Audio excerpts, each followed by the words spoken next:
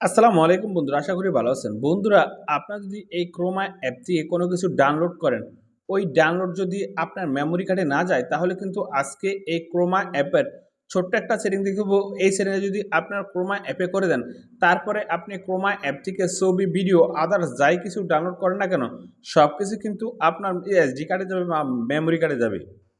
অনেক সময় দেখা যায় কি এই ক্রোমা অ্যাপ দিয়ে আমরা অনেক গুরুত্বপূর্ণ কিছু ডাউনলোড করি, তখন ওইগুলা কিন্তু আমাদের মেমোরি কার্ডে যায় না, ফোন মেমোরিতে যায়। তো আপনার যদি ফোন মেমোরিতে যায়, শুধু আপনি এই ক্রোমা অ্যাপে ছোট্ট একটা সেটিং করে দেবেন, সবকিছু কিন্তু মেমোরি কার্ডে যাবে।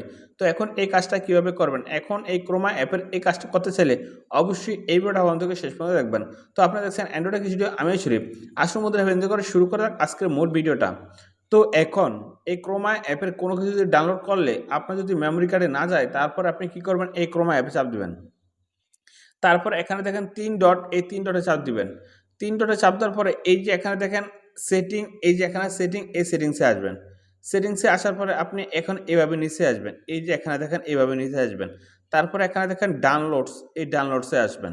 ডাউনলোডসে আসার পরে এই যে এখানে দেখেন ডাউনলোডস, এখানে দেখেন স্টোরেজ। তারপর আপনি কি করবেন? এই যে এখানে চাপ দিবেন।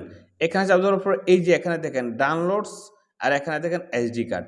তো আমার এটা কিন্তু ডাউনলোড মানে দেওয়া আছে, মানে ফোন মেমোরিতে। আপনি যদি এই টিক চিহ্নটা এখানে দিয়ে এখান থেকে ডানে দিয়ে দেন, এই ডানে দিয়ে দেন, এখন যা কিছু ডাউনলোড করবেন আপনার কিন্তু সবকিছু কিন্তু মেমোরি কার্ডে যাবে বা এই এসডি কার্ডে যাবে, আর কিন্তু আপনার ফোন মেমোরিতে যাবে না। তো বন্ধুরা, আপনারা যদি মনে করেন আমাদের এই ছোট্ট ভিডিও যখন শিখতে পেরেছেন, অবশ্যই এই ভিডিওটাকে লাইক করে দেবেন। তো ফ্রেন্ডস, আজকে ভিডিও কিন্তু শুরু করেন, ভালো থাকুন, আল্লাহ হাফেজ।